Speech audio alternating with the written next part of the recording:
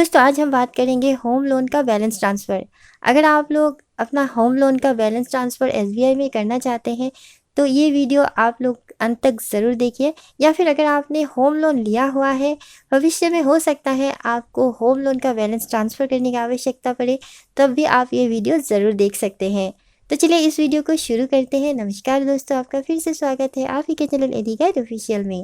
दोस्तों home loan का balance transfer एक बहुत ही ज़रूरी बात हो गया है, क्योंकि आजकल हम देख सकते हैं कई बैंकों का जो होम लोन का इंटरेस्ट रेट है वो बहुत ही ज़्यादा होता है।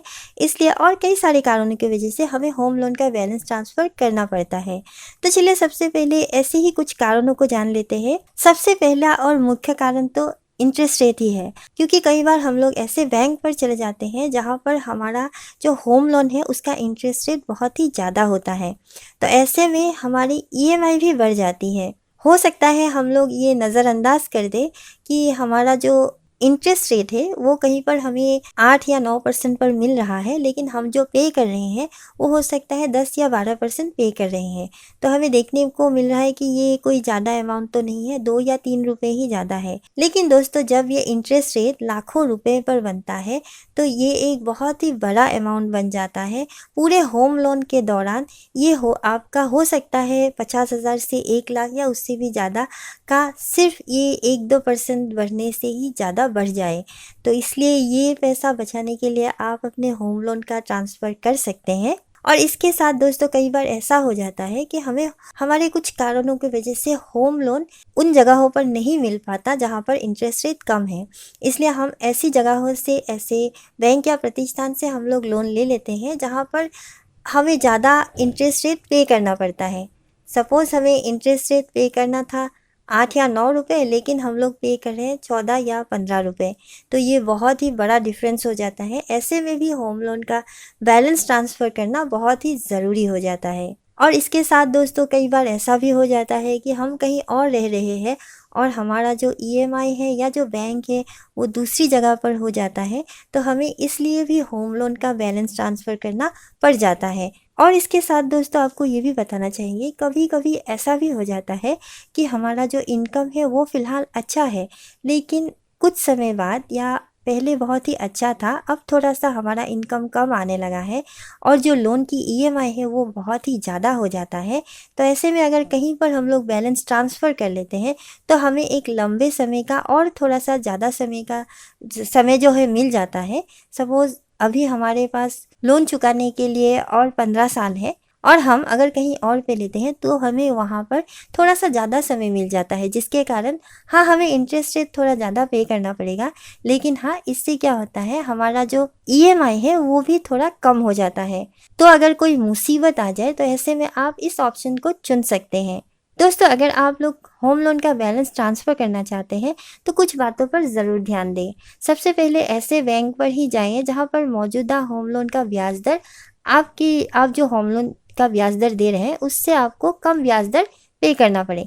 सपोज़ अगर आप एसबीआई पर आना चाहते हैं तो देख लें कि आप जहां पर इंटरेस्ट रेट पे कर रहे हैं वो कहीं कम तो नहीं है, एसबीआई पर ज़्यादा तो आपको पे नहीं करना पड़ रहा है। अगर ऐसा है तो आप उसको थोड़ा सा देख लें, देखने के बाद ही आप लोग तय करें कि आपको होम लोन ट्रांसफ़र करना चाहिए या नहीं। इसके साथ दोस्तों आप जब भी होम लोन का बैलेंस ट्रांसफ़र करते हैं तो ध्यान दें कि आपने पहली जो होम लोन लिया हुआ है उसकी हर ईएमआई समय पर आपने पे किया है। इससे क्या होता है आपको आसानी से आपका जो बैलेंस ट्रांसफ़र है हो जाता है और आपको शुरुआती ब्याज दर पर ही होम लोन मिल जाता है, क्योंकि आपका सिविल स्कोर भी अच्छा रहता है।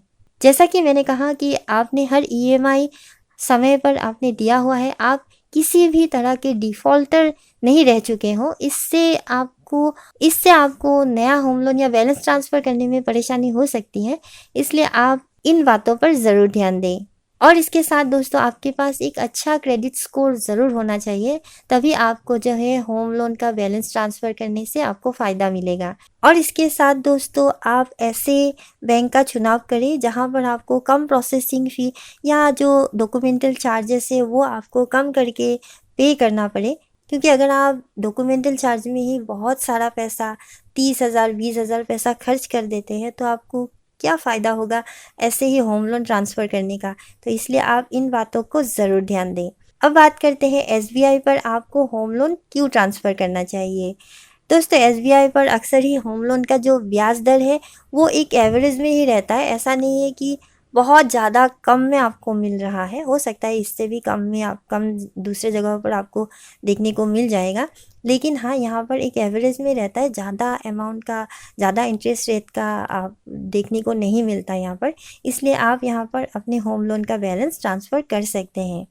और यहाँ पर प्रोसेसिंग फ़ी भी अक्सर ही सेम ही रहता है, ज़्यादा भी नहीं देना पड़ता। जैसे कि आपको फ़िलहाल प्रोसेसिंग फ़ी के तौर पे 0.35% जो लोन अमाउंट का है वो देना पड़ रहा है। इसके साथ मिनिमम 2000 या मैक्सिमम 10,000 देना पड़ता है प्लस जीएसटी। तो यहाँ पर प्रोसेसिंग फ़ी भी कम ही रहता है। और इसके साथ अगर आप लोग, कई बार ऐसा भी समय आ जाता है जहाँ पर फेस्टिव सीज़न या कोई बैंक ऑफ़र करता है कि प्रोसेसिंग फ़ी अभी नहीं लिया जाएगा। जैसे कुछ दिनों पहले तक था, 31 जनवरी तक था कि प्रोसेसिंग फ़ी बिल्कुल फ्री था। तो ऐसे में भी आपको फ़ायदा हो जाता है। ऐसे टाइम का अगर आप लोग चुनाव करते हैं, ऐसे टाइम पर आप लोग बैलेंस ट्रांसफ़र करते हैं, तो आपको ये भी सुविधा मिल जाता है। तो चलिए अब जानते हैं होम लोन का बैलेंस ट्रांसफ़र करने के लिए क्या-क्या एलिजिबिलिटी होना चाहिए। सबसे पहले मौजूदा जो होम लोन आपका चल रहा है उसकी कम से कम 12 ईएमआई आपने अच्छी तरह से चुकाया हुआ हो, ऐसा होना चाहिए। आप अपने बैंक का जो मौजूदा होम लोन है उसके डिफ़ॉल्टर नहीं होना चाहिए। आपके मौजूदा होम लोन पर कोई भी बकाया राशि नहीं होना चाहिए।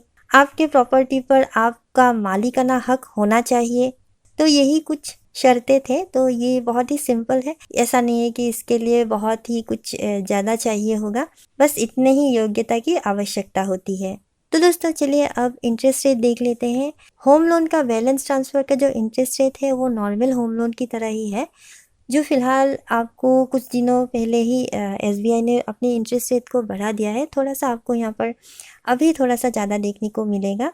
ये फ्लोटिंग इंटरेस्ट रेट है। तो चलिए सबसे पहले इंटरेस्ट रेट देख लेते हैं। अगर आपका सिविल स्कोर 800 या 800 से ऊपर का होता है तो आपको 9.15% से ही होम लोन मिल जाता है। वही अगर 750 से 799 के बीच में हुआ तो ये इंटरेस्ट रेट 10 पैसा बढ़ जाएगा, यानी 9.25% होगा। और अगर 700 से 749 के बीच हुआ तो ये इंटरेस्ट रेट फिर से 10 पैसा बढ़ जाएगा और ये 9.35% होगा। और अगर आपका सिविल स्कोर 650 टू 699 का हुआ तो ये इंटरेस्ट रेट 9.45% का होगा। और अगर आपका जो सिविल स्कोर 550 से 649 के बीच में हुआ तो ये 9.65% का होगा। दोस्तों चलिए अब डॉक्यूमेंट्स की बात कर लेते हैं। डॉक्यूमेंट्स में आपको जो भी होम लोन लेने के समय आपको जमा करने पड़ते हैं सेम वही है, फिर भी आपको बता देते हैं। यहाँ पर आपको सभी को जो जमा करना होगा वो है employment identity card, loan application complete भरा हुआ फॉर्म आपको देना होगा 3 पासपोर्ट साइज़ फ़ोटो के साथ, प्रूफ ऑफ आइडेंटिटी देना होगा जिसमें PAN card, passport, driving licence, voter ID card दे सकते हैं। प्रूफ ऑफ रेसिडेंट आपको देना होगा जिसमें आप telephone bill, electricity bill, water bill, gas bill, passport, driving licence, Aadhaar card जमा कर सकते हैं। प्रॉपर्टी रिलेटेड कागज़ में आपको एनओसी देना होगा। सिक्योरिटी और बिल्डर का जो भी एनओसी आपको मिलता है आपको देना होगा। रजिस्टर्ड एग्रीमेंट फॉर सेल, अगर आप बिक्री करना चाहते हैं तो आपको देना होगा। ऑक्यूपेंसी सर्टिफिकेट देना होगा। शेयर सर्टिफिकेट देना होगा अगर आप महाराष्ट्र से बिलोंग करते हैं तो। इसके साथ आप मेंटेनेंस बिल, इलेक्ट्रिसिटी बिल या प्रॉपर्टी रिलेटेड जो टैक्स रिसीव है वो आप दे सकते हैं। और बिक्री के मामले में आपके सभी जो एग्रीमेंट्स है पुराने वो आपको देना होगा। अकाउंट स्टेटमेंट में आपको पिछले 6 महीने का बैंक का जो स्टेटमेंट है वो आपको देना होगा जहाँ पर भी आपका अकाउंट है। इनकम प्रूफ में सैलरीड पर्सन के लिए को एप्लीकेंट और गारंटर को ये देना होगा। सैलरी स्लिप या सैलरी सर्टिफिकेट पिछले 3 महीने का, ये तीनों के लिए है, आवेदक, को एप्लीकेंट और गारंटर तीनों को ही ये देना होगा। पिछले 2 सालों का फॉर्म 16 देना होगा। आईटी रिटर्न का कॉपी देना होगा पिछले 2 सालों का, फाइनेंशियल ईयर का। अब बात करते हैं इनकम प्रूफ जो नॉन सैलरीड एप्लीकेंट है उनके लिए, और जो उनके को एप्लीकेंट है और गारंटर है। अगर आपका को एप्लीकेंट और गारंटर नॉन सैलरीड है तो उन्हें ये देना होगा। अगर वो सैलरीड है तो ऊपर अभी जो बताया है सैलरी स्लिप और फॉर्म 16 के बारे में वही देना होगा। जो लोग नॉन सैलरीड है उन लोगों के लिए बिजनेस एड्रेस प्रूफ देना होगा। आईटी रिटर्न देना होगा पिछले 3 सालों का, balance sheet profit and loss के साथ देना होगा पिछले 3 सालों का, बिजनेस लाइसेंस डिटेल्स देना होगा, टीडीएस सर्टिफिकेट देना होगा और क्वालिफिकेशन का सर्टिफिकेट देना होगा अगर कोई सीए, डॉक्टर, अगर कोई प्रोफेशनल अप्लाई करते हैं तो। इसके साथ बैंक की जो डॉक्यूमेंट्स आपको देने होंगे वो है बैंक पर जो भी आपने डॉक्यूमेंट्स, ओरिजिनल डॉक्यूमेंट जमा किया है उसका लिस्ट, उसकी सूची आपको देना होगा। लोन अकाउंट स्टेटमेंट देना होगा, जहाँ पर आपका लोन चल रहा है उसका स्टेटमेंट देना होगा पिछले 1 साल का। सैंक्शन लेटर देना होगा। तो दोस्तों इन्हीं डॉक्यूमेंट्स की आवश्यकता होगी अगर आप बैलेंस ट्रांसफ़र करते हैं तो एसबीआई पर। तो दोस्तों मैंने पूरी डिटेल में आपको बता दिया है कि अगर आप बैलेंस ट्रांसफ़र करते हैं तो क्या आपको ध्यान में रखना चाहिए, क्या इंटरेस्ट रेट है एसबीआई पर और क्या डॉक्यूमेंट चाहिए होगा। तो आपको ये वीडियो कैसा लगा ज़रूर कमेंट करें। आज का वीडियो यहीं तक था, तो मिलते हैं अगले एक नए वीडियो में, तब तक के लिए नमस्कार।